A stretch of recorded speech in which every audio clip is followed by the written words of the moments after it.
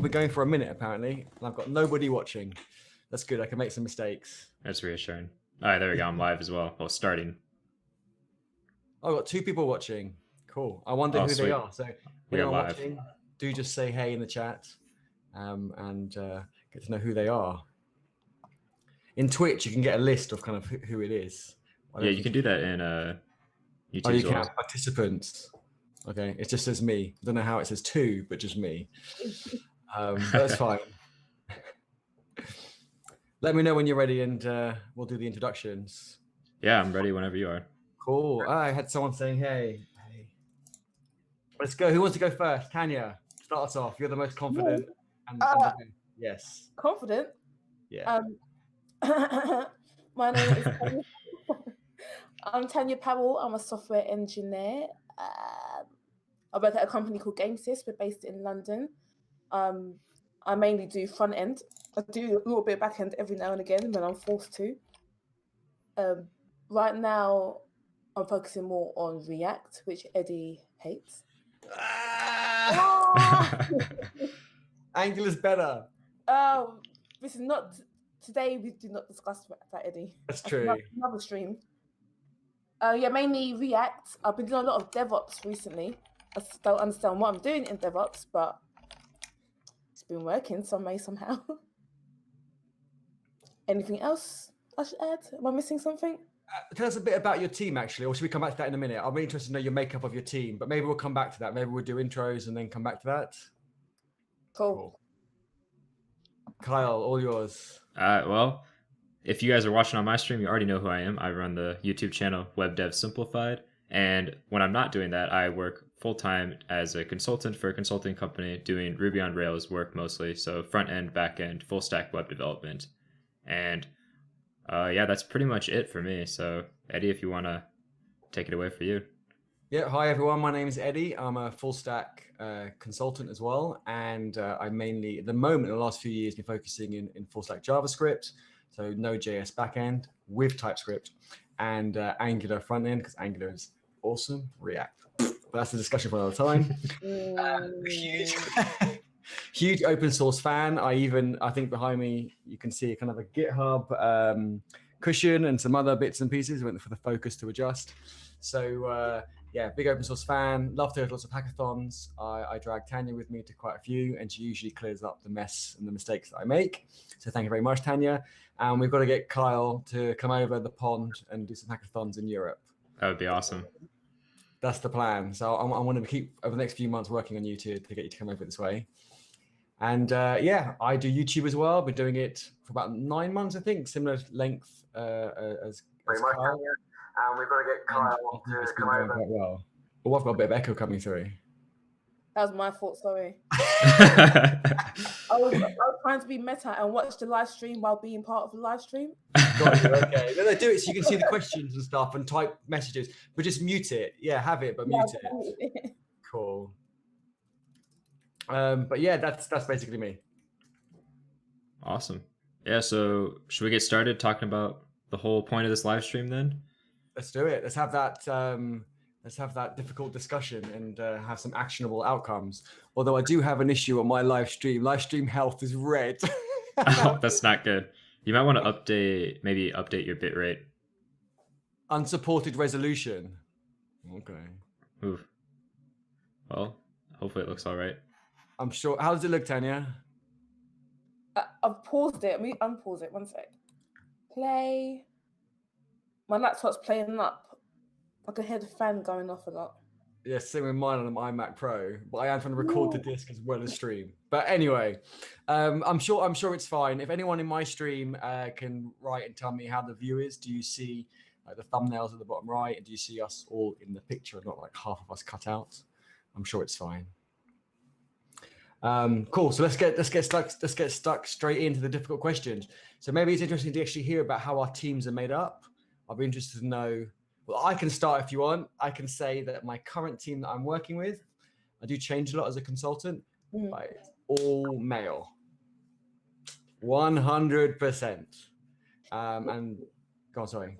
Is your team all developers, or do you have QA, BA, PO? what job roles make up your team? We have the usual suspects.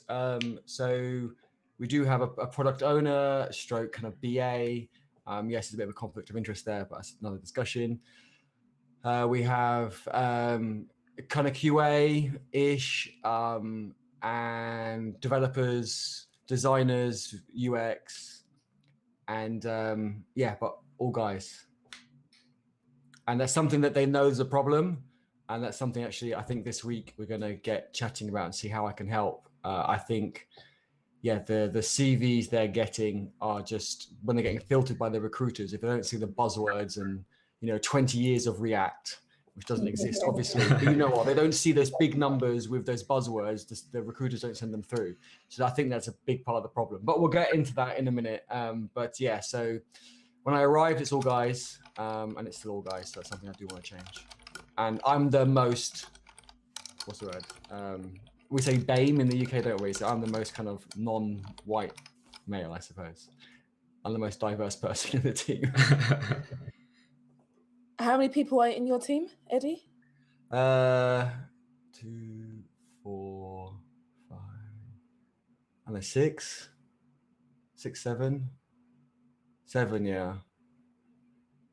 Can barely count that high.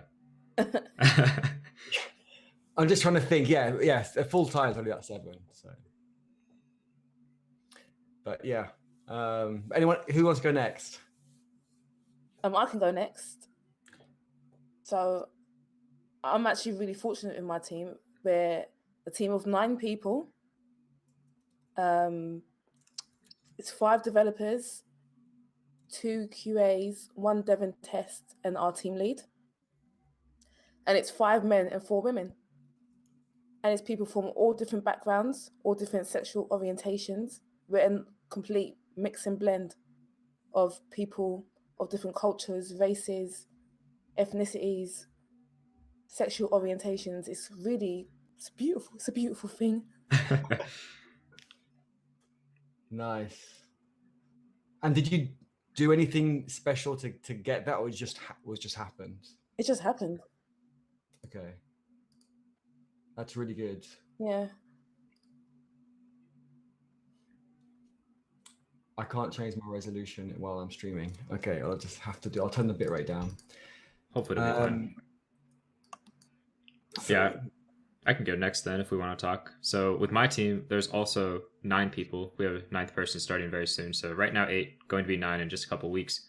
And our team is 3 females and the rest are males. So 5 or 6 depending on when you watch this. And yeah, kind of like with Tanya, we just kind of stumbled upon it. We never did anything special to get to that point. Just kind of so happened that these are the people that we found that were the best for the job. And yeah, everyone's a developer on our team. A couple people do a little bit more than development, but yeah, for the most part, everyone's a developer. And it's a very, very white team for when it comes to race. Everybody very white, unfortunately. Not much diversity in that regard. Out of curiosity, though, how is it in the area? So could it be something to do with maybe the town or the city that it is? It's definitely, where I live. It's very, very white dominant. Okay. Fair enough. Where is it that you live, Kyle? I live in Nebraska in the United States. It's like dead center. Excuse me one moment as I Google the location. Yeah, it's like very dead center of the US. Okay. Is that what you call Midwest or no? Yeah, it's in the Midwest. Yeah, the Midwest is really not west. It's like mid, just mid. Multitask and type to people at the same time as well. So we're getting some questions coming in, but I think let's just continue a little bit more. So sorry, Edgar, let's just continue a little bit more, and then we'll get those questions in because those are kind of more technical questions. But I'm curious to know, kind of what actions can we do, or what actions have people done that worked and didn't work? Again, I'm happy to start. I'm happy to say that I get invited to a lot of diversity events, and I can meet people there if they're looking for work. And then I can say, we're looking for someone as well, and kind of connect the two to kind of bypass that recruiter stage, which I think filters out people incorrectly. So I think that's worked fairly well, but timing's always off in terms of when we're not looking. I usually meet people who are looking for work, and then vice versa. When we are looking, I don't seem to meet as many people who are looking right there and then. So timing becomes a bit more difficult. And also it doesn't scale in terms of there are lots of events going on in London at any one time, and I can only go to so many events a week and only one event on that evening. But also we allow a lot of remote working as well. Over the last probably 3 or 4 years, I've mostly worked remotely, at least 90% and up. So going to these events, yes, people might want to work remotely or might like to, but they don't necessarily have to. So we're not kind of casting that net wide enough, because if we allow remote work and I'm going to an event in London, then we're not casting the net wide enough to maybe get people who are out of London or up north or even in Europe in not, time zones that aren't too far off. So that, like I said, it has worked a little bit, but hasn't worked enough. I still like to know if there's more that can be done. And I think that's on the getting people into the project or the team. And then there's obviously how to keep people as well. The amount of places that I've seen where they've had lots of, kind of diverse people come in, but they don't stay because the team hasn't been bad, but hasn't had considerations, I think, for other people as well. Yeah, not supportive enough. Yeah, and I don't know, the things like what bugs me, like, hey guys, right? People say that it's not an inclusive term, and it's such a simple one, but I think it's something that people don't realize. Actually, an event I went to last week, there was a guy from France, and he said, and he was learning English, and his English was quite good, but he was taught that guys meant both. And that's what he was kind of told, and saw how people used it. So he would use it like that, not realizing that it wasn't inclusive. So when we told him, he was like, "Oh, I didn't know. No one said anything," and people used it all the time. So I think people do copy, and so I think it's better to get that. However, a lot of women do say, "Hey guys."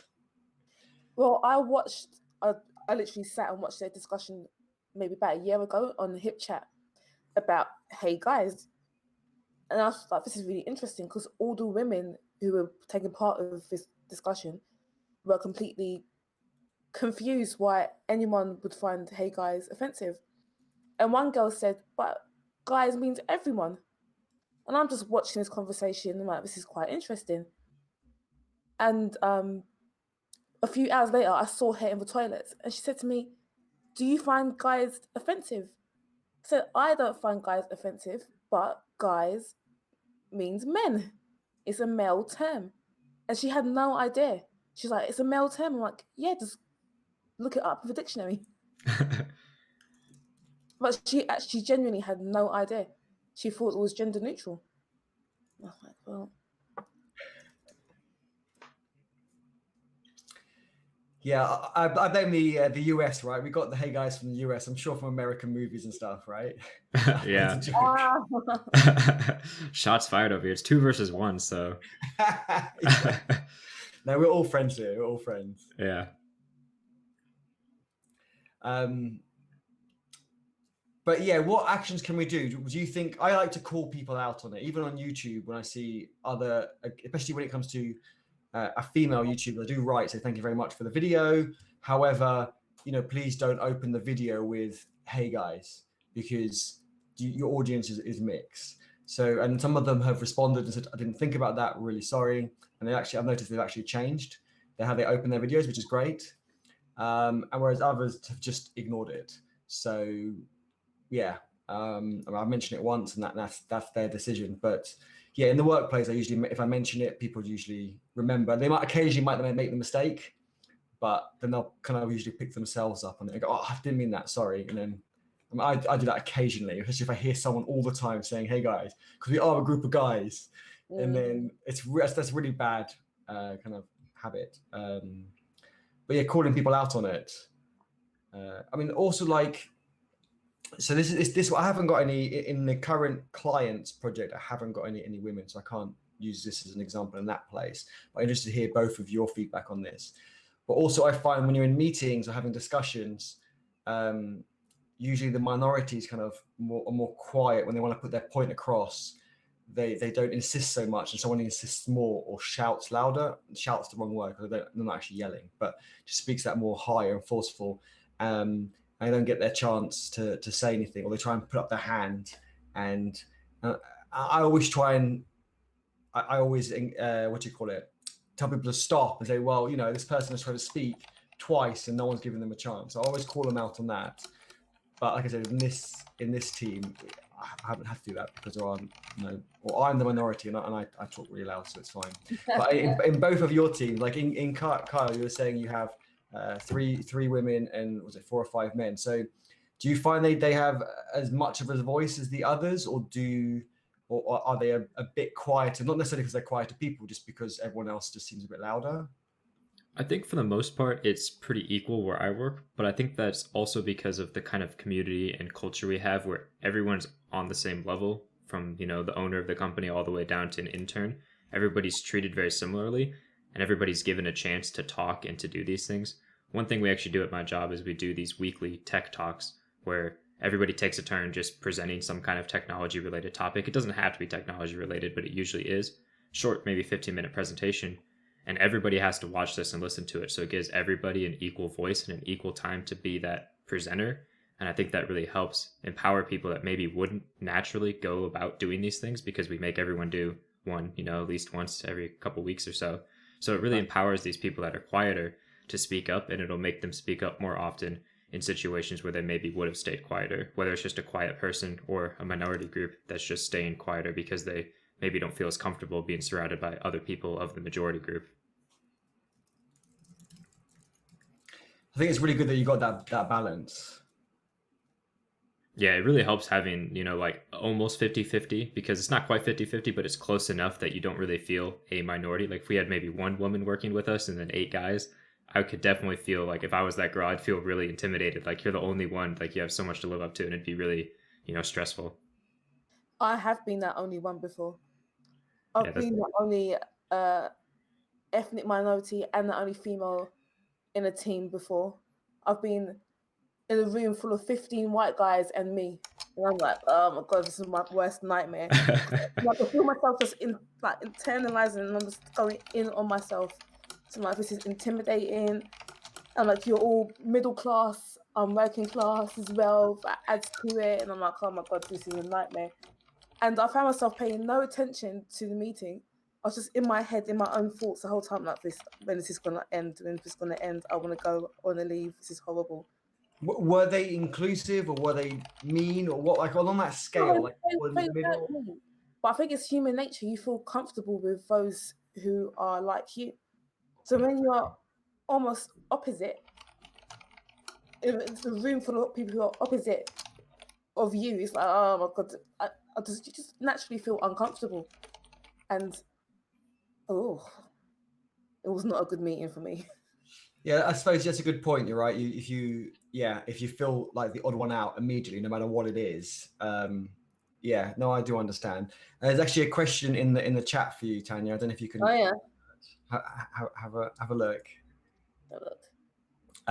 So, question for Tanya from Mr. Johnny PT. Mm-hmm. Do you feel any difficulties in being a diverse female in tech?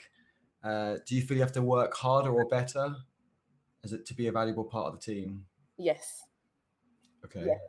Now, maybe because my team is so diverse, I don't feel that as much. But when I was first starting out, I definitely felt like I had to work harder. I had to prove myself more. And especially because you have some people, men and women, you can see at face value. It's like, actually, I've got a brain as well. You can ask me technical questions. Or I get people asking me on Instagram or on Twitter, oh, can we see pictures of you with makeup on? What's that got to do with my technical skills? Yeah. I can help you with a bug, maybe.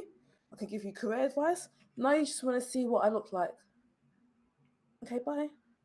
But I do feel like there were times, maybe not as much now, but I felt I had to work harder to prove myself because I was the only one. So I felt like I was the representation for a whole subculture of people. Yeah, that's definitely tough. I've heard that from quite a few people too, and it took me a while to really understand why like you would feel that way, because to me I was like, everyone's the same, why would you feel like you have to work harder? But it's kind of that environment you're put in where you're like the only one, you know, you're the only woman, or you're the only woman of color, and it's like you have so much to live up to because you're representing everyone that is, you know, either a woman or whatever. So it's like you're not just another white guy, you are the only. So it's a lot to live up to, which is really tough. Yeah. And so going back to not your current place, but the place before where you were the odd one out, which does happen, right? It happens at events where there is, you know, there is the minorities are in the minority. What can people do to kind of help? I've recently learned trying to introduce them to people, trying to make them feel more comfortable. So what can other people do to help that isn't going so far beyond that it looks like you're making so much of an effort, it makes them feel awkward in the first place? That's a really hard one, actually, because I actually don't know. Okay. I really don't know. Just looking at some of the questions in the chat. I don't know if you've got any questions coming in, Kyle. Do jump in. Yeah, I got a couple. I got one actually that's kind of relatable. So back to the conversation about the meeting where you kind of felt overwhelmed and quieter. I have a person, Marcus, that just asked, he said, is there anything that the guys at the meeting could have done to make you feel more included and accepted? Maybe it was a massive discussion between all 16 of us. And maybe when I started internalizing it and just becoming quieter and quieter, maybe just pull me back into the discussion and be like, Tanya, snap out of it, wake up, be part of it, be active. Because there was a point where I was very visibly inactive in this meeting. I was just sat in the corner, paying no attention. So maybe if it snapped me out of it, like, hey, you're part of this discussion, be active, be present. That would have helped me personally. Maybe not everyone, but I would have appreciated that. Yeah, even something like as simple as saying like, hey, Tanya, do you agree with this? Like that would have kind of brought you back in. Exactly. And that's really easy to ask, so sweet. Yeah, that's true. I guess just being inclusive in terms of having you involved in the conversation without making it too much of a big deal out of it. I think that's even worse, right? You make too much of a big deal out of it, then it's the opposite. You don't want a fuss made over you, and no one wants a fuss made over themselves. Yeah, but I'll tell you, I've become more self-aware recently of anyone who's quiet in like backlog grooming or a planning session. I'm very conscious of the people who are quiet in those meetings because I'm thinking, do you understand what we're discussing? Maybe we're going too technical and you're a bit more of a junior, so maybe we need to talk a bit more high level. So it's just being self-aware of those around you. So just in the meeting, if like someone's being a bit too quiet, I'm like, hey, do you understand what we're talking about? That's a good point, right? That's bridging the gap between the different levels in tech as well. So from like I said, from all the way from junior all the way to senior. I mean, anyone in the stream have any tips and feedback on how to bridge the gap between, I guess, minorities and also with, I guess, more junior people? Tanya's suggestion of making sure that they are clear on what's going on, I think, is a really good one. Kyle, going back to your team, how is your team made up of levels? As in, are you all seniors? Do you have juniors in there? It's fairly fluid. Like there's no titles for anyone that works here. You're essentially either like an intern, if you're an intern, and then you're a developer. And that's really the only two titles we have. We have the two owners of the company, which kind of sit at a little bit higher level because they do a lot of the business management on top of development. But pretty much everybody else is held at a very equal level. Their skill level may not be the same. For example, when I first started, I was at a lower skill level than most of the people that had been there before, but I was still treated equally, and I was able to just ask for help for where I was lacking skills and get to the point where I was at a similar skill level to where everyone else is. So there was really no set in stone structure, but there's a little bit of a, hey, this person is newer, so they may not know as much, so we're going to help them out and let them ask more questions kind of thing. Yeah, okay, that makes sense. I'm just looking in my chat, and where is it? I saw quite an interesting question. Guys, is this a big thing where you are, diversity? I'm asking because I think that it's a preference. I think a lot of people don't realize the lack of diversity and the lack of what they're missing out on themselves. I went to a hackathon and I took a couple of male friends with me, and it was a really good hackathon. And we actually, our team was ended up being split half and half. So we actually had half me and my friend, and the other half were two women that we met, and they weren't techies. They were more from the non-tech side.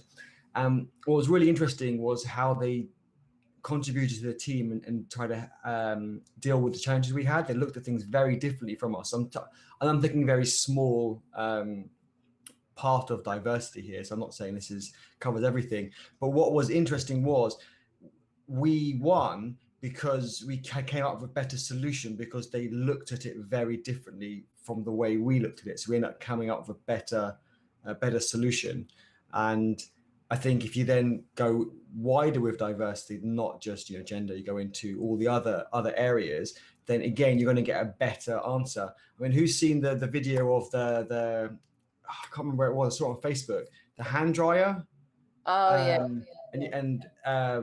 When someone had darker skin put their hand underneath the hand dryer. I said hair dryer, I meant hand dryer.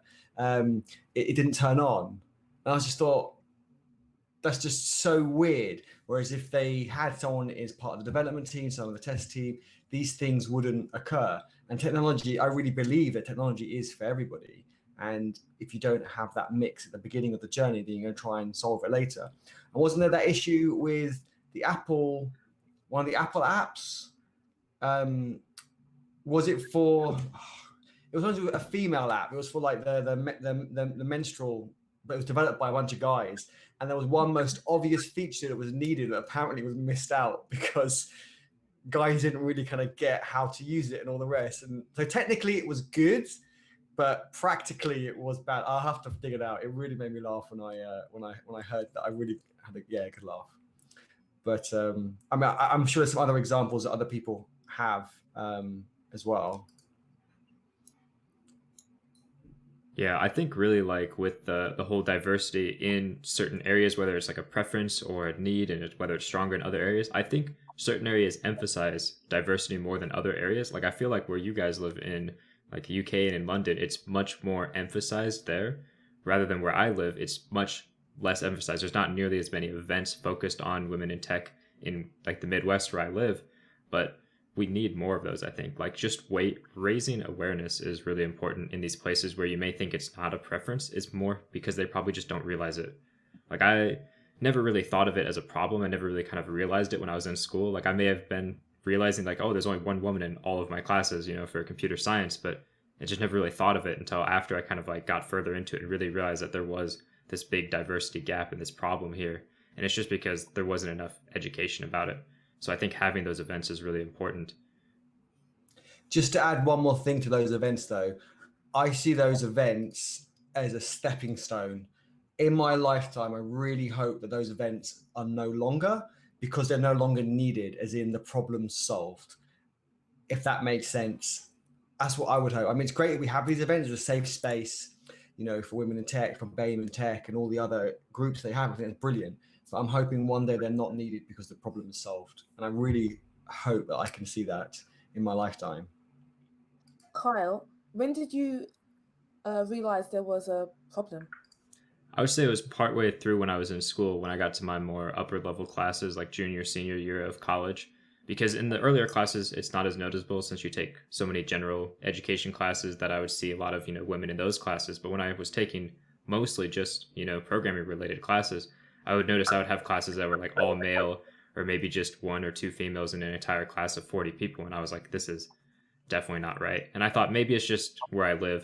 And then when I started doing YouTube, I noticed based on my analytics that it was definitely global, because I get maybe like less than 5% female viewership and 95% male. So it's very, it's very, very bad.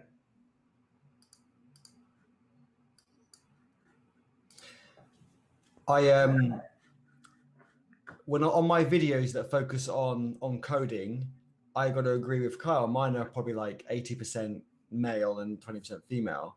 And then when I do go to I guess diversity events or women tech events, and those videos it's flipped the opposite way around, and so I get kind of only 20% male watching those videos, and I think it's that's the numbers I need to increase, because I need to get awareness, like you were saying, I need to get awareness for those videos, and then kind of, you know, people can realize that there's a problem, and by them doing nothing about it is they're kind of compounding the problem. They need to make an effort and do something, even only a small effort. By making an effort, then they can, you know, be part of the solution. Yeah, definitely. I feel like it's really easy as the majority group to say that there's no problem because you don't face the same struggle as someone that's in that minority group trying to break into the majority group. You're just like, well, I did it. It was easy. Why can't you do it? And it's really easy to get that mindset because you've never had to face the other side of the spectrum. So it's really important to kind of educate, I would say, is probably the best word, those people in the actual real struggle that there is. Yeah, that makes sense. One question I actually got here is from, here we go. It says, do you guys want quotas to be put in place for alleviating the issue of gender diversity? And I'll let one of you guys take it before I give my opinion on it. I was just going to say, hey people, not hey guys. Well, okay, yeah, that's true. That's one way to improve it. That's a hard habit to break. The quota thing, I'm on the fence, so I'm going to let Tanya jump in first, I think. Oh. How mean of you. I'm also on the fence on it. I understand what it's trying to achieve, to try and get that balance. However, there will be some people who be like, well, you've just been hired because you're a woman. And then you have to fight. Once you're inside, you've got to fight that. It's like, actually, no, I'm a woman. I've got the skill set. I can do the job. Yes, I was hired to fill that quota. It's hard. It's hard. It is a really hard one. Yeah. I go around in roundabouts with the quota one. I was actually on a panel for TFL London, and Tanya, you came to watch, but yeah, there was a guy next to me who was really passionate about quotas, and another guy in the audience who was from a minority group, and he was the opposite. And they're having a right, you know, back and forth between them about is it good or not. So it's a hard one. I'd rather just see a diverse. If I'm hiring, I'd rather see a diverse mix of CVs or candidates from the beginning, rather than and pick the right person for the job rather than having a quota. But then because you're not getting that, then maybe the quota does help, because you say, hey, I've got 10 CVs, they're all kind of your typical white male or whatever you want to call it. Then maybe I should wait until I get a few more before I actually make the hire. It is a really, really hard one. So yeah. I don't know if I answered their question or not. And well, let me take my stab at it, because I'm fairly against the idea of using a quota to try to increase the diversity, because I feel like it's just a false increase in diversity, if there even is one, because maybe you're going to be hiring more females or more people of color or whatever it is that you're trying to fill with that quota, but it's kind of like a false sense of thinking that there's more people that are actually being hired into it, because really what you're doing is you're just forcing these companies to hire these people, and then they're just going to stop once they hit their quota, and then they're going to just hire more people maybe of whatever they actually wanted to hire, if that makes sense.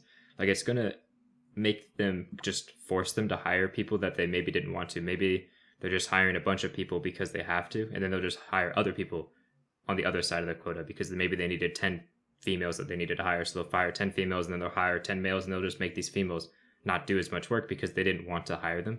Not because they're bad, but maybe because they're biased, for example. And I also think it's bad for the perspective of the people being hired, because it makes you question yourself, like Tanya said. Like, I know if there was a quota for, you know, like male, for example, if there's a male quota that needed to be filled, I would feel like, did I get hired because I was good, or did I get hired because I was male? And it would really make me question myself, which I think is probably the biggest problem with quotas. Yeah, because that makes sense what you're saying. So I do understand. I don't know. I'm so torn on quotas. I think there are pros and there are cons. There's a lot on both sides. So that's why I guess in the fence. And it's kind of weird. I saw a documentary or something a while back, and it was quite interesting because I think they're making a bit of a joke out of it, but it's quite funny in that they said they've got to hire a certain percentage of women, a certain percentage of ethnic minorities, and the number, because their team was a weird number in size, they have to hire 1.5 female, and like, it was just like, it doesn't kind of make sense. So yes, it's a tough one. And I don't know if there's a right or wrong answer in that, I suppose. But if we can get more diverse people into the pipeline in terms of what. So I hire a lot of people. So if I can get a good mix from there, then you're going to hire the right person for the role, which I think is the best thing to do. Therefore, the company gets the right people they want, and the person doesn't feel they've been hired to fill a quota. But I think it's just, hey, I'm blaming recruiters again. They just see buzzwords and 20 years React, brilliant, and it's just like, let's put this person forward. And, it's typically the guys that exaggerate, right? I used to be that guy who used to not exaggerate in terms of years, but it used to embellish it a bit more. Whereas now I've probably got more the imposter syndrome where I'm like, maybe I've only got a 1 month Angular or minus 1 year Angular. Yeah. Yeah, I think a way to fix the issue that you're talking about of getting more people of diversity to actually be applying for jobs, just getting more people interested in technology, is to kind of tackle the root of why people go into technology to begin with. Because I feel that as a younger person is when you really shape what you want to do with your life. And I feel that many people get into technology because they are doing something on a computer or on some kind of technological device that interests them in computers and technology and programming. And I think one of those things that's really interests a lot of young males is video games. They'll be playing some video games and they'll be really interested in it. And they'll say, hey, I want to create something like that. This is really cool. I wish I could do this. And that'll empower a lot of people that I've talked to, I know, to go into programming or computer science. But since video games are very targeted towards the male demographic, they're very male dominant, I feel that is why a lot of males go into programming disproportionately to women, because there's a much smaller percentage of women that play video games, for example, so they don't have that same exposure. I don't know what your guys' opinions on this are, but it's kind of just a thought I've had. That's a good point. I never thought of that, actually. Because Tanya, you used to play games as a kid, didn't you? I still play games now. Yeah, it's true. That probably makes a lot of sense. You've just analysed my entire life there, Kyle. Getting deep. That makes sense, because a lot of my friends who are more quote unquote girly girls, when I told them what I'm doing, I could see their eyes glossing over, like, what is she saying to me? What is she talking about? Like, what? Or even if I say, come and play this game with me, they're like, play a game with you? We don't do that. I'm like, all right, I'm just trying to be friendly. I think you make I never thought of that, Kyle. Huh. And I think probably back in the day as well, maybe a lot of the games, were focused more at kind of shooting and blowing things up and what kind of boys typically prefer, right? Yeah, very masculine. I know that shouldn't be like that, but maybe if games, I think they're better now though, right? I don't play games in a long time, but I think the games are probably better now that they're more neutral, I suppose, which is what they should be.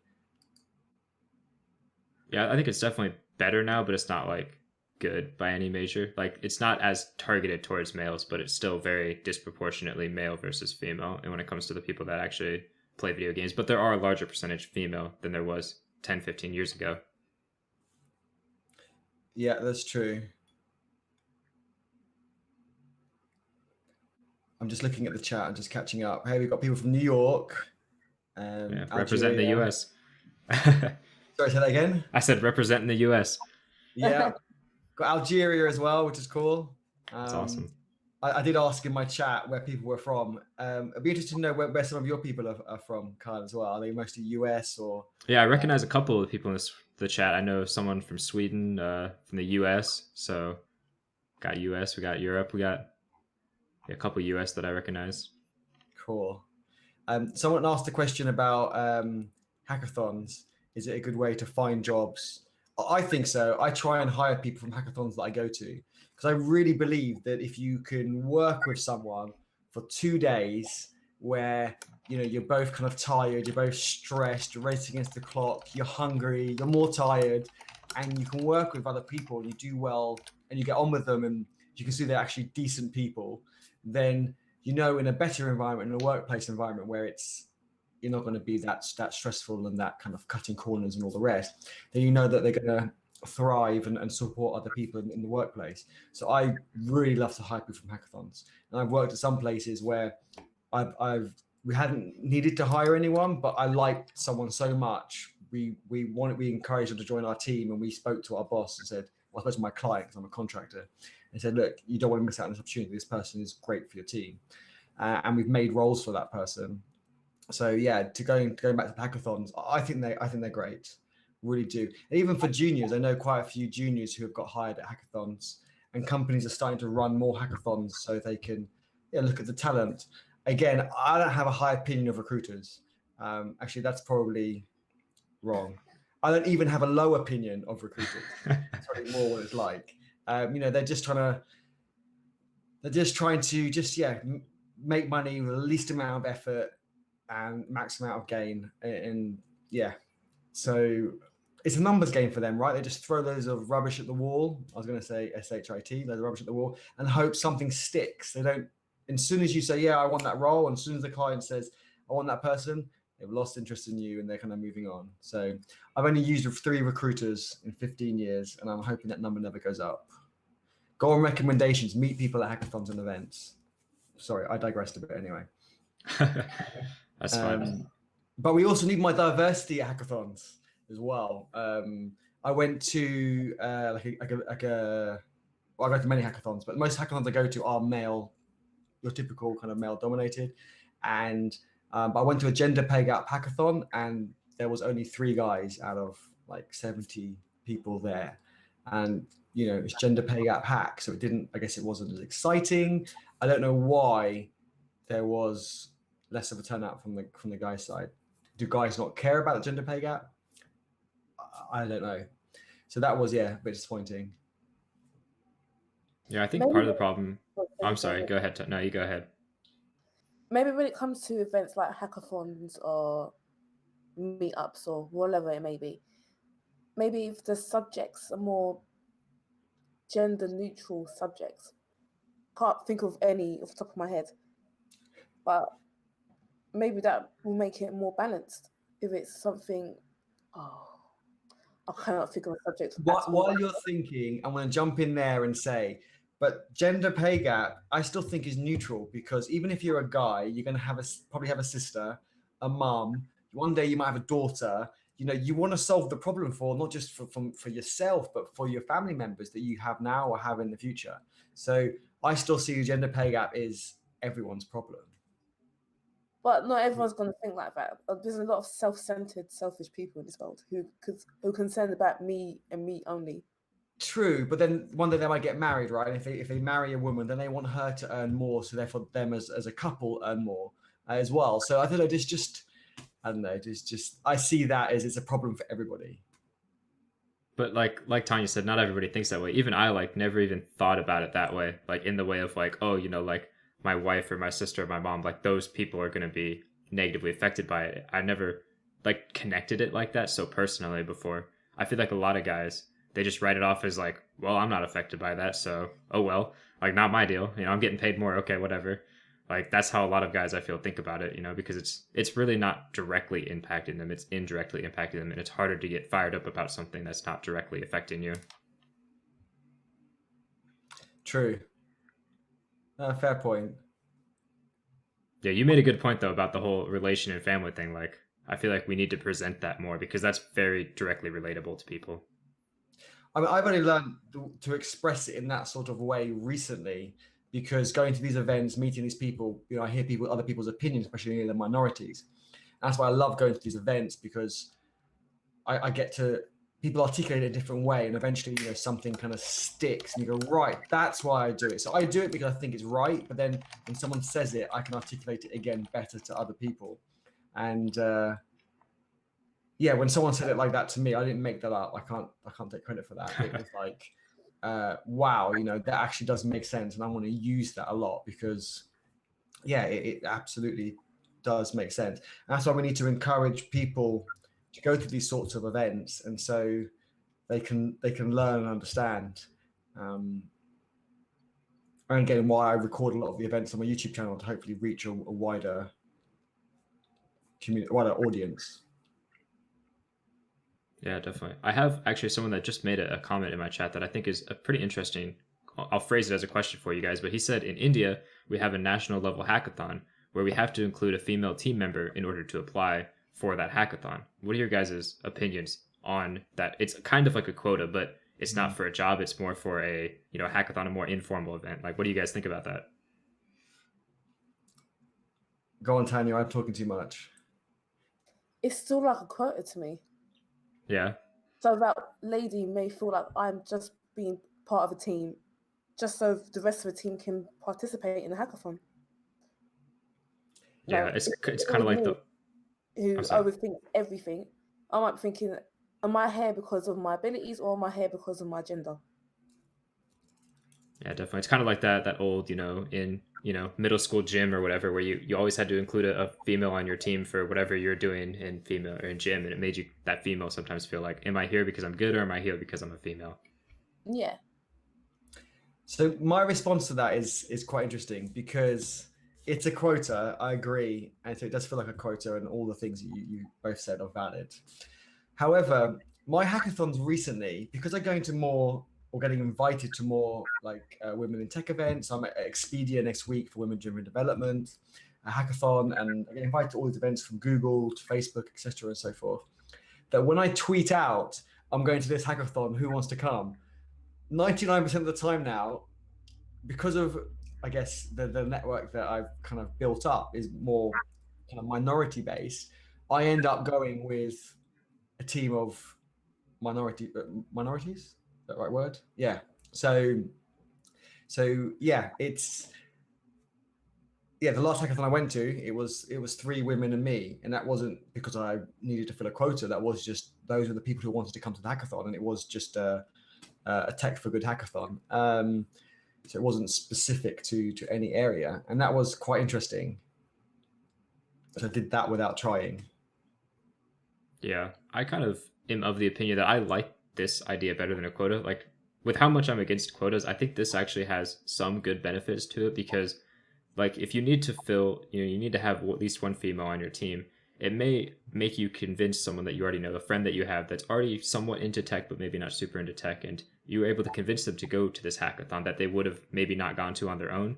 Like, I know I don't go to very many events, but if someone was like, hey, we need you on our team, do you want to come with us to join us for this hackathon? I may be like, you know what, that would be fun. These are my friends. I'll go with them and try this out, even though before that I would have never thought about doing that. So how come you don't go to many events? Is that because, I think I've asked you this before, but remind me, I guess, for the people watching. I think it's mostly just because there's not very many large scale events nearby me. There's a few smaller ones here and there that I've, gone to. Mostly they're just like meetups, you maybe get like 10 people together, just kind of chat and talk and network, but there's nothing big nearby. The closest stuff is usually at least a couple hours drive away, like 2, 3, 4 hours. So it's kind of like, you kind of have to plan it out. Like, you have to go for like a weekend, you can't really just go for a day. Yeah, that makes sense. So Tanya, how are we going to get Kyle to come to the Europe and go to some events? What's a good event? What would you recommend? Well, I'm thinking, how are we going to get Kyle to invite us to Nebraska so we can set something up? There you go. Yeah, one of my coworkers is actually setting up an event like an hour away from where we live for it's a women in tech event. So that's in like a month. That's going to be pretty interesting. I'm really excited for that. That sounds cool. Can you please vlog it so we can follow the catch up? We'll live stream it as well. There you go. I don't know about that. My phone is very old, so it can barely take pictures. Borrow someone else's, or just take your webcam and your laptop or something. It'd be good, right? You get a wider reach. People who maybe, again, going back to the minorities, not just about gender or ethnicity. You've got people with disabilities who might be able to make it physically to the event, or people who have kids as well who can't take that so much time off. That if you can get if you can stream it or at least record parts of it and put it out there, then again you're being more inclusive over that sort of diversity as a whole, as everybody. Yeah, the reason why I say, Tanya, the reason why I say get Carl over this way is because I hate flying. So it's a long flight that way.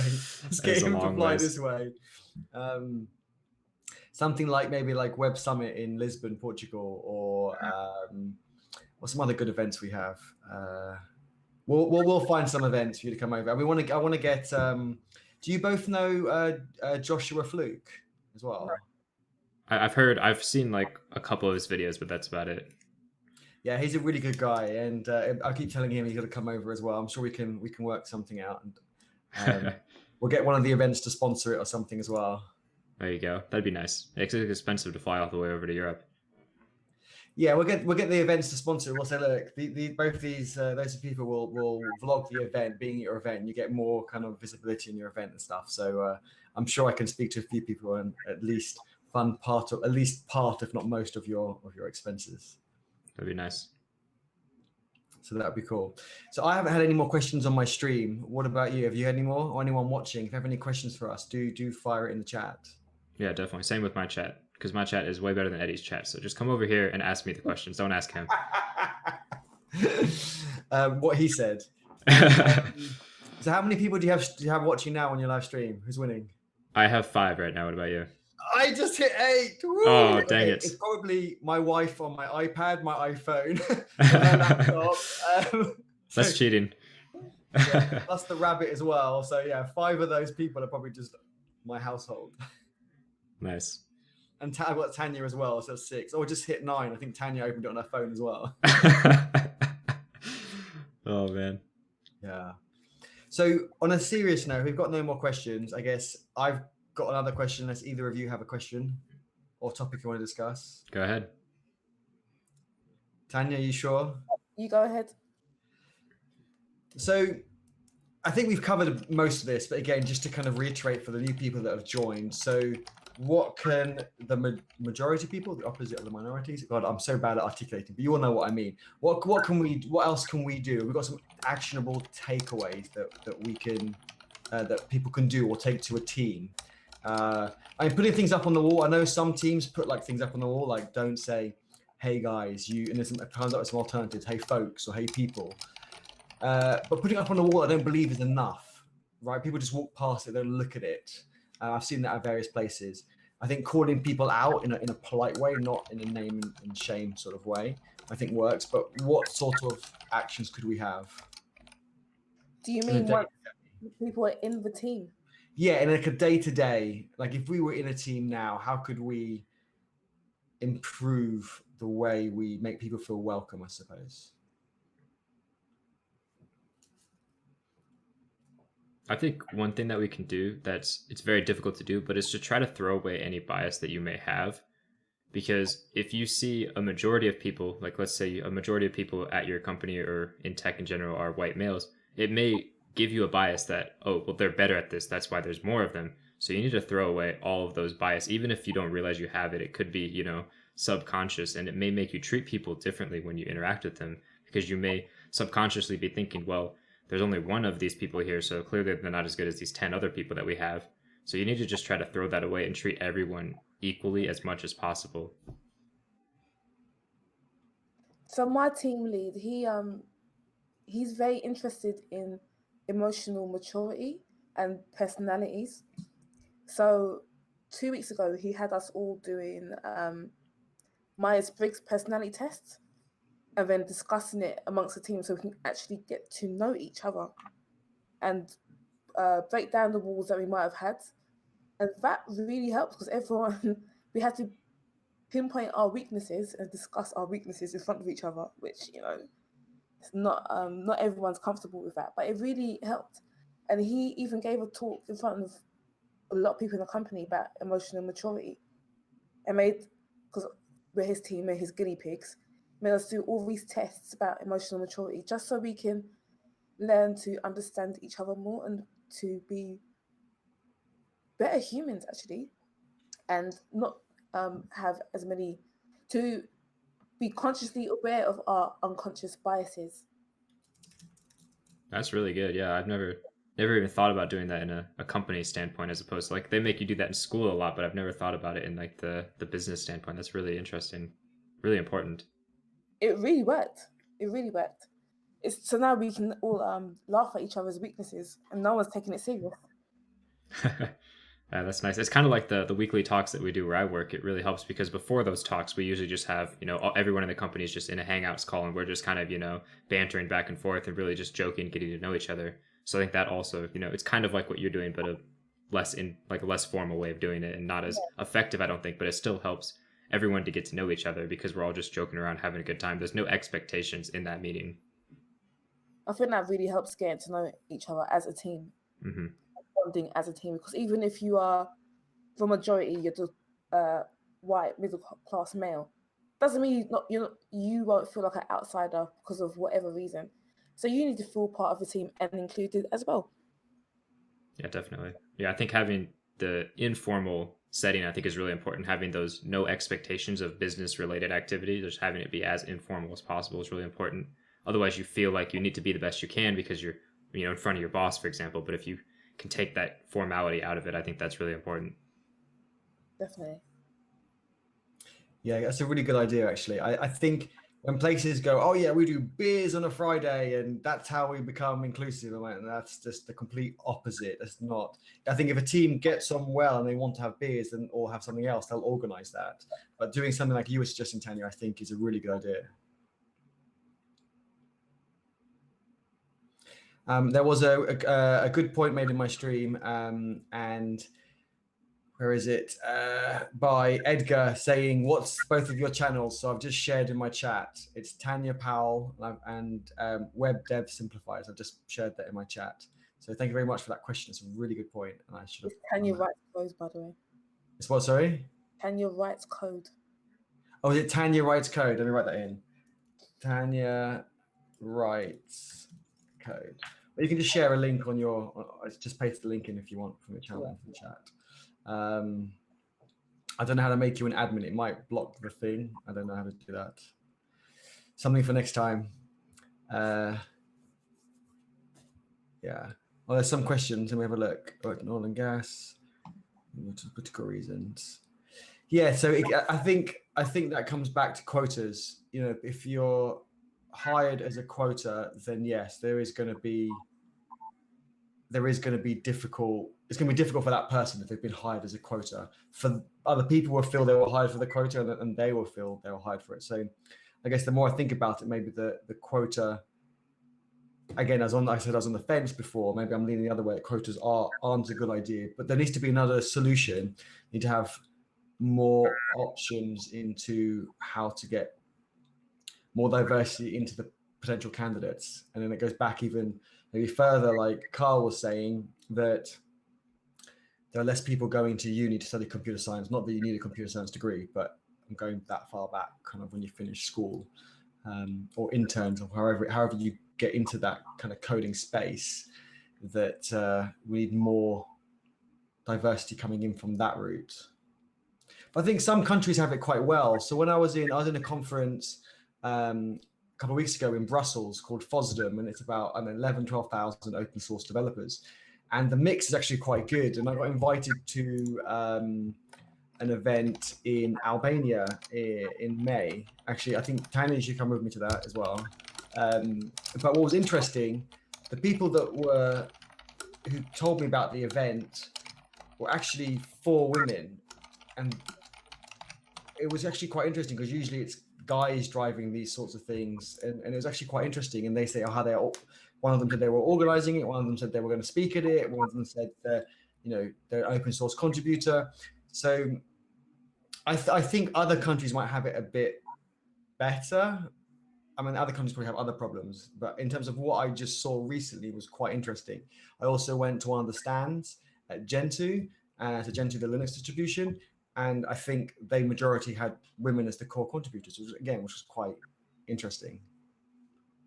I think other countries in Europe, and I could be wrong, they teach computer science at earlier ages. When I was in school, IT consisted of learning how to use Microsoft Word. And that was IT. So how I ended up doing this, considering my education, was the complete opposite. I think the education system in the UK has improved, but when I was in school years ago, computer science was not being taught at a young age. You had to choose to do it either at college or at university. But by then, it'd be too late for a majority of people who don't know it exists. But I think in other European countries, they do teach it at younger ages. I could be wrong. No, I think you're right. I think there's going to be a few variables to it, but that's definitely got to be one of them, that they teach it younger, and maybe they make it more exciting for all more neutral. I know I hated coding at school and even at university. I detested it. I used to get my wife to help me write letters and say why I couldn't attend or whatever. And now I'm like addicted to coding, but open source coding, just to clarify that. So yeah, I'm interested to know, how is it in the US? At least where I live, it's just like Tanya said, like there's no options in, high school or pre-college for learning programming at all, really, because I didn't actually get introduced to programming until my senior year in high school. I moved to a different state on the East Coast of the United States, and I took a robotics class, which was like 99% mechanical engineering, but there was like 1% programming, where I wrote like 100 lines of a program, and that's about it. And that's what really made me realize what programming was. I didn't even know it was a thing until then. I just thought computers just did things magically. I didn't know people actually wrote these things. So that's what really opened my eyes, and I really enjoyed it. But I had no experience before that, and I think that's another reason why a lot of women don't get into technology, is because they don't get exposed to these technological things as early, because like I said, with video games, for example, or computers, those are all really targeted at guys, and it opens their eyes to programming. But these women that don't play video games, they don't get opened to that, and they don't get open to it in school either. So it's really easy to just not even realize it's a thing until you've already chose something else. Like for me, I chose to be a mechanical engineer up until when I took that class in high school, and that's what changed my mind. So I feel a lot of people probably do the same thing, where they choose something else, and then it's too late when they realize what computer engineering or computer science even is. And also, you made me think of something. I think mentorship is, how can I explain it? So if, say, a young minority or female asks a more senior male as a mentor, then if you spend a lot of time together, I've had it in the past where people start making up rumors and they get jealous or whatever and make up rumors, and it causes a lot of friction. Whereas if you're going out, if you say, let's go talk over lunch or go a bite to eat for dinner or whatever, then if it's guy to guy, it's not seen as a problem. Whereas if it's a young woman and an older guy, then it's like, what's going on there? It's like, well, nothing. We're just talking about tech, sort of thing. So I think that's more difficult. So I think younger females who are, say, junior devs, ideally, well, not ideally, might feel more comfortable because society says they should feel more comfortable with, say, a more senior woman. But because there's a less senior woman in tech, it's kind of like a vicious circle. And I try not to listen to people that make up rumors and BS and stuff. I say, if you want, we're going to go talk about tech for dinner or for lunch. If you want to join us, you can, but we're going to be focusing on this young lady's questions or whatever topic she wants to discuss. So I try and include everybody, and sometimes they turn into brown bag kind of lunches. And I even try and pay for everyone sometimes. If it's like 3-4 of us, I'll just cover lunch or dinner, as long as we're talking about tech and helping the person who initiated the conversation. But yeah, and I've seen people get jealous from that. So why aren't I going? Why aren't I invited? So everyone's invited, but they don't want. But some people don't want to talk about tech, and I'm kind of a bit of a, tech obsessed, to say the least. Yeah. But I don't know if either of you have seen anything like that. Have you seen, I don't know, younger women who maybe want a mentor, or not an official mentor? I hate the expression, the official mentor, but just I don't know, an hour of someone's time to talk about, occasionally talk about tech stuff or how to further their career, and they haven't had someone they could ask. I haven't seen that, but I have had before. When I'm walking to a meeting with a male colleague, and someone else from a team I was in before said, "Oh, is that your boyfriend?" And I was like, "What? I'm going to a meeting. What are you talking about?" I was just so shocked and confused. "Oh, but you were walking so close together." I thought you was your boyfriend. We were walking to a meeting room. How did you get that? Okay. I don't know what to say. I guess if I was walking with a female, you wouldn't say that. I don't know. That's true, actually. Yes, that's a good point. If you were walking with a female, they wouldn't say that, which could have been your girlfriend as well, but people wouldn't say that, right? It's the assumptions that people make is really bad. Like, have you heard this test? Right, Tanya, you know the answer to this. This is going to be a test for Kyle. Oh, okay, God, I'm scared. Perfect. On the spot, live stream. How many people have you got on your live stream now? I got 4 people that I'm going to embarrass. So okay, I've got 8. But to kind of give you not a heads up, but to make you feel a bit better, I got this wrong. Not as wrong as most people, but I still got it wrong, and I was really disappointed in myself when I realized it. So I'm going to do this test. I'm going to focus the hangout on you, and I'm going to say it. So let me make sure I get this right. Tanya, I think, knows the answer. So, right. A father and son were in a car accident. On the way to the hospital, the father died. Tanya's laughing, stop laughing. The father died. It's a sad story, Tanya. When the young boy goes into the surgery, the surgeon says, "I cannot operate on my son." Who is the surgeon?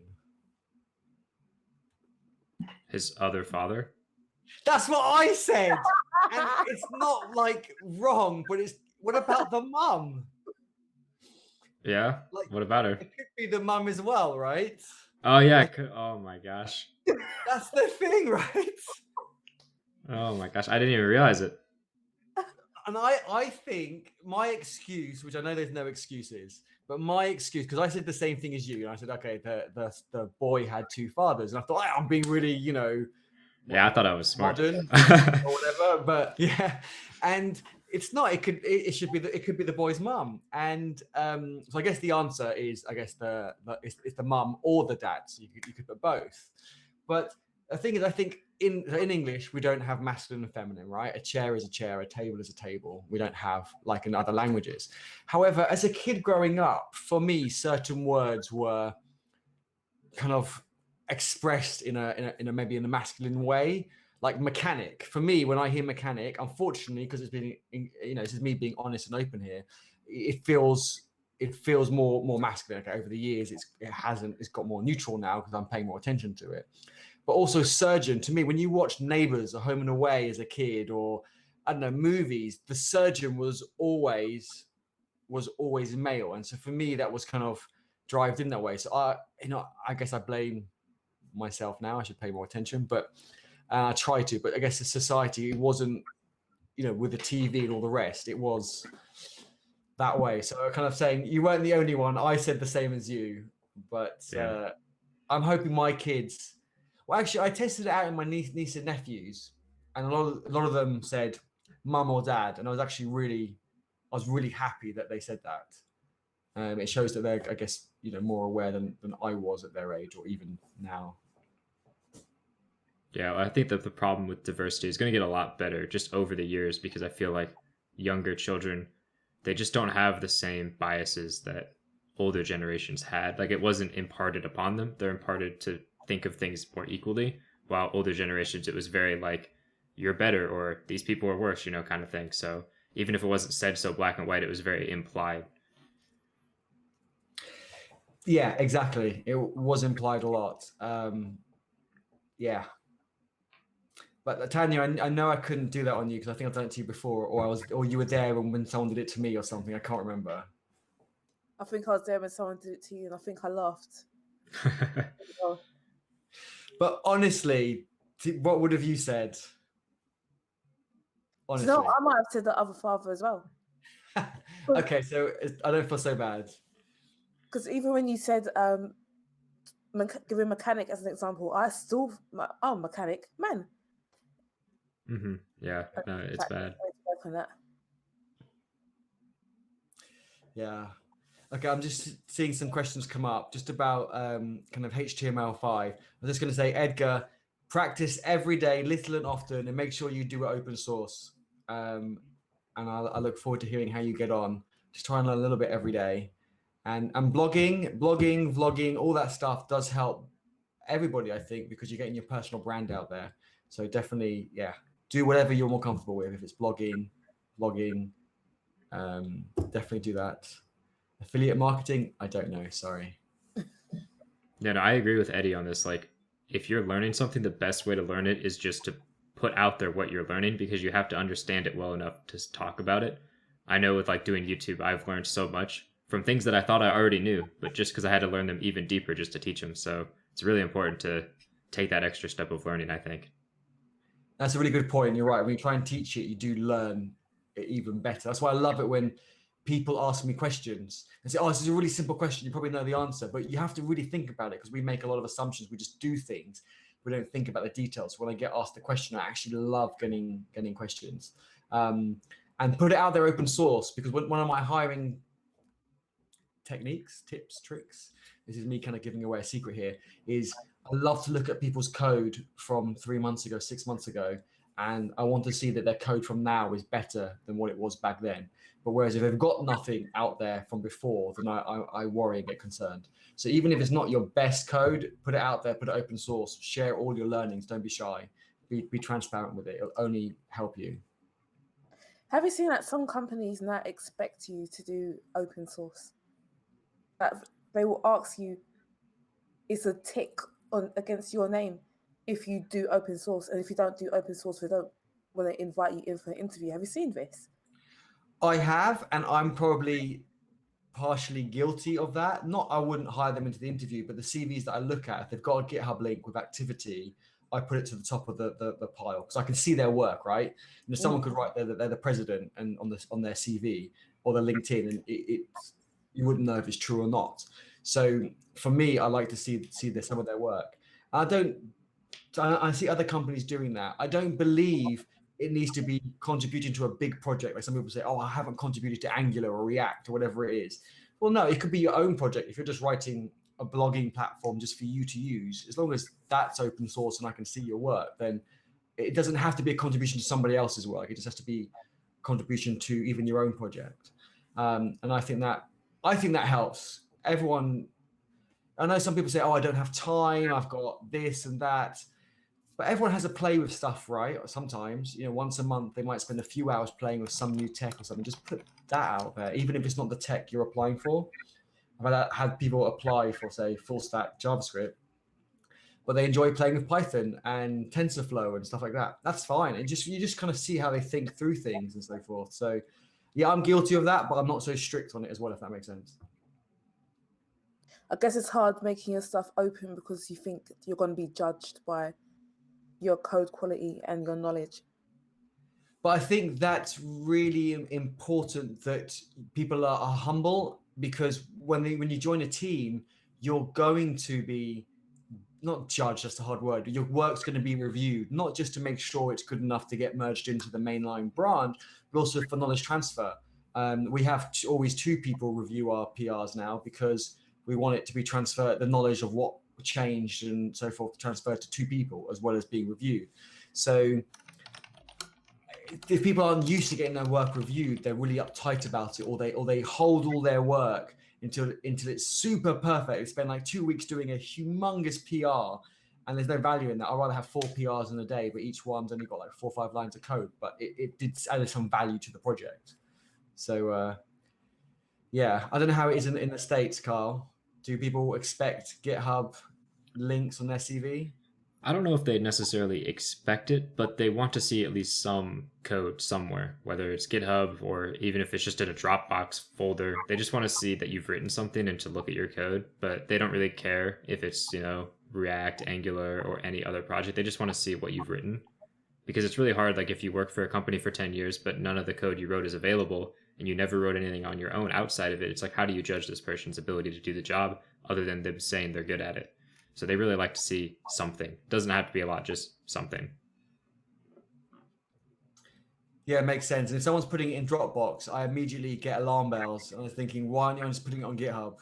Yeah, no, that was me. That was me when I started. I used Oh, it's bad. I was trying to do a code review video recently, and I was going through some of my old projects, and they were all in Dropbox, and it pained me to go through and look at them because it was just like, why did I do this? I didn't know what Git was at the time, so I was just like, oh, Dropbox, this is great. They got versioning in Dropbox. Oh, terrible. So everyone watching, learn from our mistakes. No, hey guys, no Dropbox for code. It's open source on GitHub. All the other mistakes that we've made, learn from our mistakes. Yeah, definitely. Bringing it back to our earlier conversation, I have a question actually. I don't know the answer to it, but how can we, like Tanya had mentioned that she had done those meetings where you had like that kind of really personal, informal meeting about emotional intelligence, and talking that through with your coworkers really helped with diversity and getting to know everyone. How would you think of doing that in a large scale company like a Facebook or a Google company that has thousands of employees, where it's really hard to get people from the top level to the bottom level to interact in this way? Like, do you guys have any solutions on how to solve that problem? How big is GameSys, Tanya? It's about 1,200 employees. Oh, wow. So I think it's about 600 or 700 in London. Wow, it is big. So we only did this exercise in my team of 9 people. But my team lead gave a talk to maybe about 50 people about a year ago. But I think he would like that every team does that sort of exercise, so as a team they get to know each other. Because large scale is really, really hard. Really hard. But you got to start somewhere, right? And sometimes things do push up from the bottom upwards. And Craig has just joined the chat, and he made me think of something. So Craig is someone who's getting into development later on in their career, and I think again that diversity comes not just about, like we said, gender or ethnicity. It's also about age as well. And I think people who have had having worked with people who are changing into coding later on in their career, they bring other experiences as well. So I do want to mention that I think it is important having, again, a different age diversity in your team, because you get people who look at problems very differently, or who can contribute in such a different way. And I've learned so much from that diversity as well as age, and that's been really helpful. So I think that's another one that always gets forgotten, because we always think about, I guess, diversity for what we can see. I mean, I started originally thinking it was about gender, and then went into ethnicity, and then kind of got into age. And I'm sure there's a whole load of other things that I've still got to learn about. Well, hi, Craig. I got my first dev job at 29 as a graduate, even though I originally graduated from my bachelor's 9 years prior. So a lot of people just assumed that I was young, and they took me for granted. And I was like, I've got years of working experience. I've been working since I was 16. So by the time I started my first dev job, I had 13 years of working experience. Not as a dev, but I had working experience full stop. I knew how to work with a team. I knew how to interact and behave professionally. But a lot of people took that for granted. And I was like, you know what? My life skills are going to get me where... Actually, my life skills have actually got me further in my career than my tech skills. Yeah, I believe that. I really do believe that. And like I said, having worked with people who are older than me but have less experience in the coding space, I've learned so much from them. They approach a problem very, very differently. And that has really been beneficial. And going back to hiring, when I'm hiring people now, I know it was a big fad 5-6 years ago about doing whiteboard exercises and so on. I'm actually looking more about how does that person solve a problem rather than have they coded it correctly. It's more about pseudocode rather than the syntax, because your IDE will fix it, or they know that to look it up. It's more about their thinking. I think it's more important, and I'm getting a lot better at that. And I think the more I interview hundreds of people, but the more I do, every kind of block, every time I do a phase of hiring, I try to improve it, even through to the job description. I remember my job descriptions back in the day, I guess going back like 10, 12 years, used to be like, I want everything. And I think, well, people will apply if they solve a few of those, but a lot of the minorities especially only apply if they match 100% of it, which you could, because I'd put everything in there. So now it's like, these are the core skills we need, but these are desirable, but not required. And I, get a, kind of more of a larger group of people applying. But again, I try not to put years experience. I still find it when recruiters say, when React came out and a year later, recruiters say, must have 10 years React experience. I'm like, wow, it's been around 12 months. I don't know how that works.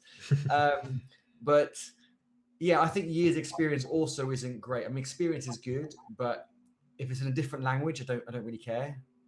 A loop, a condition, security, all those things are kind of, and performance are very similar if you're doing Python or JavaScript or Java. Yes, they've got their own language specifics. So it's just more about how they solve the problems. I try and have it language agnostic when they're trying to solve a problem. And that's really helped me get a more diverse group of people in. Yeah, I like to look for people's thought processes, how they can work with a team, because if you're used to working by yourself and not having to do a code review, I'm getting alarm bells because we have to go through code review. Are you going to be defensive when people say anything about your code? Are you going to take it constructively? That to me is more important than can you implement it technically. Yeah, and you're right. It's the attitude. Actually, I didn't say that, but you're right. The attitude is really important. Do they know how to give constructive feedback to others, and do they know how to take it? That's really important. I don't know if I kind of took Kyle's question off to the side. Sorry, again. No, you're good. I think soft skills are definitely like the most important thing when it comes to getting hired. And I think, like we talked about with age, like being older and getting into development, I think is actually an advantage when it comes to getting hired, because you have extra years of life experience, which is by far the most important experience that you can have. You learn so much just by living. So if you're older, it may be harder to learn because you have more responsibilities than someone younger. But if you get there and learn it, I think you have better opportunity of getting a job just because you have those life experiences that someone that just graduated doesn't have. And how about like degrees? Degrees, because when I hire, degree means nothing. I learned nothing in my degree. I mean, it taught me a lot of like kind of how to organize myself a bit, which I needed. But in terms of coding, it didn't teach me anything. So I wonder how it is, I guess, in the US, and from what you've seen, Tanya, do people need CS degrees? Yeah, in the US, it really depends on the company, but for the most part, you can get a job without a CS degree. I know a lot of the people I work with don't have CS degrees. They just went to either coding boot camps or self-taught themselves how to program. So it's not a requirement. I think really the important thing that you learn from school, at least for me, and kind of like you said, it's those life skills that you get out of school. You learn more how to interact with people, the soft skills, the networking, which is really the most important thing you learn from school. It's not the syntax or the code, because like what I learned in school was like C and Java, and I never touched it after I graduated. So the technical skills didn't really help me, but those soft skills are really what helped me in school. So I think as long as you already have those soft skills or you learn them in some other way, you don't really need the CS degree for the most part in the US. Yeah, I think more and more companies are realizing that it's not such a requirement anymore. Mm-hmm. Yeah, a lot of times in applications, I'll see that they'll say like CS degree is like preferred but not required. It's like a optional kind of thing. Like if you have it, that's great, but if you don't, that's fine too. Makes sense. Sorry, Tanya, were you going to say something? Did I interrupt you? Yeah, I can't remember now. It's fine. Sorry. Train of thought. If you remember, just interrupt me. Craig's saying that he was a locksmith, a salesman, cable installer, and lots of customer service experience. So I still think that adds value, because a developer with those sorts of experience, you're going to bridge the gap between developers and the BA. So you'll know how to talk to them more. And also talk to the product owner. Whereas someone who's like, when I try and hire developers, I try and hire them with, they all bring something slightly different. This is what I don't understand when people say, oh, I wish I could clone myself 5 times and make a team of myself. I think that's the worst, stupidest idea ever. Don't know why you want 5 of yourself. But if I try and get people with different experiences, who have different kind of areas of passion within coding. A bit like in the army, when you have a team of people, they're all trained the same kind of similar sort of way, but you have one that focuses on medical, one that focuses, I think, on food, one focuses on like other things. I'm not sure the actual areas, but they have different like focuses within that team. I like to do the same with coding. Someone who's passionate about, say, TDD or BDD, you know, getting those automated tests, make sure we're doing the best that we can on that side. Same on the documentation side, someone who still codes, but is passionate about doing the documentation as code as well, as part of the PRs, make sure they don't get lost and all those sorts of things. And so it's important to have someone to bridge that gap with the BA side and so forth. So I think that's having those experiences, and using Craig as an example, I hope he doesn't mind, but I think that adds value to the team. And by the way, Craig has a YouTube channel as well, and he's sharing his journey in learning code. So do check him out. I think it's important. And just anyone else who's joined, Tanya's got a channel, and she hasn't put anything on it in a while, so we need to chase her and encourage her to put more on hers. And Kyle, I'm waiting for you to tell me off at some point during this stream. I've been sat here for almost 2 hours thinking he's gonna do it. He's gonna tell me off at any point. I've been biting my tongue for the moment, waiting for the right moment. Didn't want to say anything too soon. And then Carl has an amazing channel. He does lots of YouTube, lots of tutorials, which is great. So my channel is more focused on events and hackathons and open source, but Carl's is doing all the stuff on actual getting down to do coding examples. He's got design patterns in there, which is amazing because so many people forget about design patterns. So anyone watching, do check that out. Thank you. Yeah, design patterns were one of my favorite things when I was learning to code. I was like, wow, this is so easy. This is so clean. This is so much nicer than everything I ever wrote in my entire life.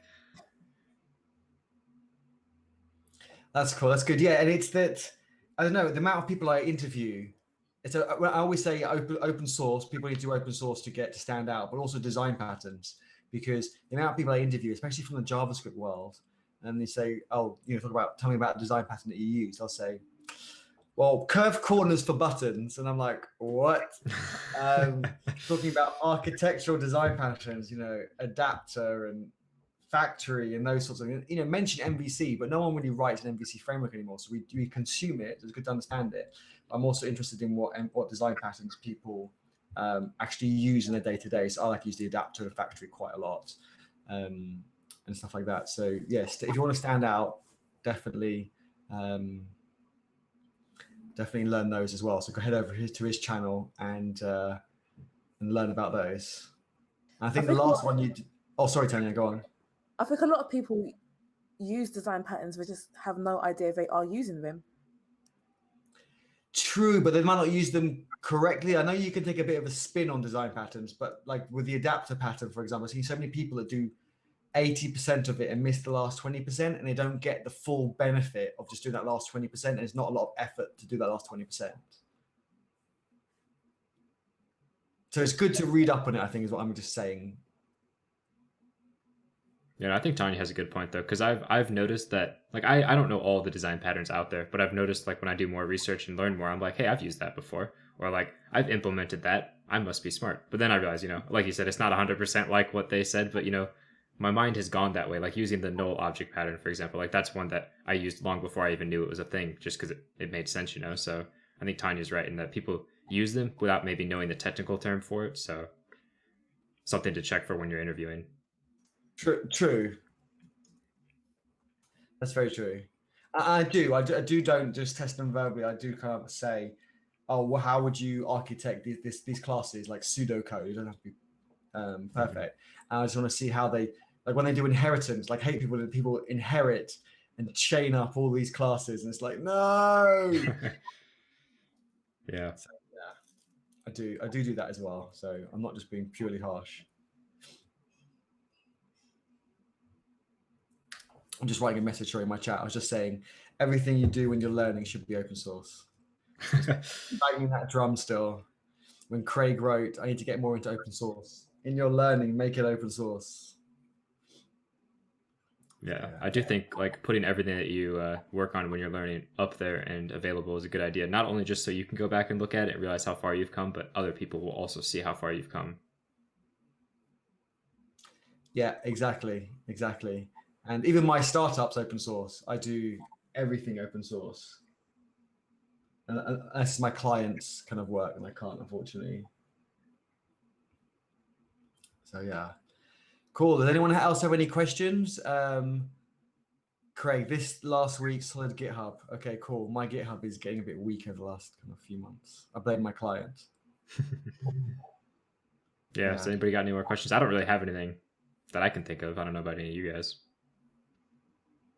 I think I'm good. I think we're coming up, as Tanya said, almost 2 hours. It's an hour and a half exactly right now. Yeah. Oh, an hour and a half. Okay, Yeah. cool. But if anyone else wants to add anything, or any people in the chat wants to ask any questions, Tanya, anything you want to add? It looks like you're there. You're about to say something. No. Okay, just to repeat, go to lots of hackathons, lots of open source, and we're all going to go to an event. We're going to get Kyle and Joshua Fluke over to the Europe. Definitely. Yeah, I'd love that. I'll speak to some. Come with your camera, and we'll vlog the event. I'm sure I can get them to fund part of it. There you go. Yeah, I'll come with my real fancy S6 Samsung phone. Get the high quality camera in there. Nice. But you'll have the new Samsung, right? Isn't it the Fold? Yeah, definitely. Definitely not. I think it's pocket change, right? For people in the States. It's only like 2K. Yeah, only 2K. Yeah, nothing. It's cheap. I wish that was cheap. My chat's going a bit crazy now. Let me have a quick look. Is freelance a good place to start to get work? I started as freelance, but I found it actually really hard because you haven't got a portfolio. You haven't got. You don't have a mentor either. Yeah, it's hard. I would say try and work for a good few years before. But if you're struggling to find work, then definitely do freelance in between work or while you're waiting to get work. Definitely do it. I think all experience is good. I think the chat's been really good. Had lots of good questions and good comments. Yeah, Josh needs a trip. Yeah, he does. Yeah, I don't know. There's a few events going. I was going to be in New York in May. Yeah, but I missed out on the tickets for the event. It went from early bird to normal price, and it was just like twice the price. And I was like, that's not worth it. But if I caught the early bird, I would have gone. And that was in New York. There seemed to be quite a lot going in New York. And it's only 7 hours, I think, flight to New York. Whereas if you go to Vegas or Silicon Valley, it's like 12 hours, and that's just a long flight. Yeah. It's far. Well, do you guys have any more questions in your chat? Mine's question free, so. Yeah, mine's question free. Apart from Craig saying he'll carry Josh's equipment, it's a good idea. Well, you can vlog it as well. I've bought so much equipment recently that I need people to help me at events to carry my equipment. I need to get a new tripod because even my tripod can't handle all the equipment that I bought. I've got a camera rig for my camera. I can't show you because I'm using it at the moment. Although it's focusing on Tanya, let me move to me. So I can't kind of show you the camera, but got a metal rig to go around it. It gives you like all those Meccano holes. And then I've got a handle that comes off the top, but not because I carry it from that handle, but because I need the holes on the handle to put an external 5-inch Ninja 5 screen, which is an external recorder, and record at a higher quality. And so I used it the other day for the first time. It just arrived recently. And for a 1.5 hour recording, it got 0.5 terabyte of data. Jeez. But that's not... That's not including. I've got because I've got 2 wireless mics now and a shotgun mic on top, and a kind of other shotgun mic separate. I've got to have all these. I've got to have a mixer on the camera. So I've got this big mixer on top of the camera that brings in all these channels, runs it into the camera and into the recorder, but also itself has a 32 gig memory card to record the separate channels. So in post, I can bring people up and down. So if, say, I'm talking louder than Tanya or I cough when Tanya's talking, I can bring my channel down and Tanya's can say normal, so you don't hear the cough and so forth. So it's really awesome, but it's just so much kit to carry. I've literally got like 2 or 3 bags to carry wherever I go anywhere. And you can't vlog with the camera, right? The whole thing rig weighs like 5 kilos. So yeah, my Bitcoin prices went up, so I started spending some of my money before it went down any further, I should say. That's funny. We've got some more people on the chat. Realized I watched your Hacktoberfest video last year, learned a lot about GitHub and open source and contributing to Microsoft. Cool. Glad to hear my Hacktoberfest video worked and people are contributing to open source. So yeah, do it. But yes, I got too much kit. I just don't know how to use it. I just hit record and leave everything on auto. That's funny. Which yes, when I went to VidCon a couple of weeks ago and people go, "Oh, you've got that camera and you've got that bit of kit." I'm like, "Yeah." They go, "Well, what do you think of like S-Log?" I'm like, "I don't really use that. I just leave it on auto." You know, I think they laughed at me and were like, they just stopped talking to you. Then they're like, "Oh no, he's not cool enough. We're leaving." Exactly. I will learn. I've just signed up to Summer in the City, which is kind of like a VidCon equivalent for this summer. So yeah, hopefully I'll learn a bit more about my camera and podcast. So have you thought, I don't know if it would work with all your videos, Kyle, but have you thought of taking some of your videos and taking the audio and putting it into a podcast? I've never thought about it, mostly just because most of my videos are very code related. I've had a few where it's mostly just me talking, but they're pretty short, like 5 to 10 minutes. So I really didn't think they'd make a good podcast. I think they'd make a good podcast. I think you should, you know, if you use, I'm using something like Anchor, and it puts it on like SoundCloud, Spotify, Apple, Google, all those places. Just take the audio off it. I can't obviously do it for all my videos, but for a lot of them I can. But I have to make sure the audios are at a much higher quality because when you haven't got the visual, people expect that higher quality, and it's not the same. Especially if you're using when you're traveling, commuting, you've got the train noise or the car noise or whatever. So yeah, and we've got everyone in the chat. Please write, Tanya, do your videos on YouTube. Come on, peer pressure. Yes. No. Do it. You'll thank us later. I'm gonna hang up now. Bye, guys. It's been lovely. YouTube is great. It's so fun. It is fun. I've still got like 12 videos to edit. I don't know if you can see on my wall like these. Well, let me put mine up. But I kind of post-it notes. I've got loads on my desk, and they're all the videos I still need to edit. So I've got loads of events that I need to edit. And I've got the kind of the Android. If I move out the way, the screen focuses. Got Android and GitHub watching me that I need to get those done.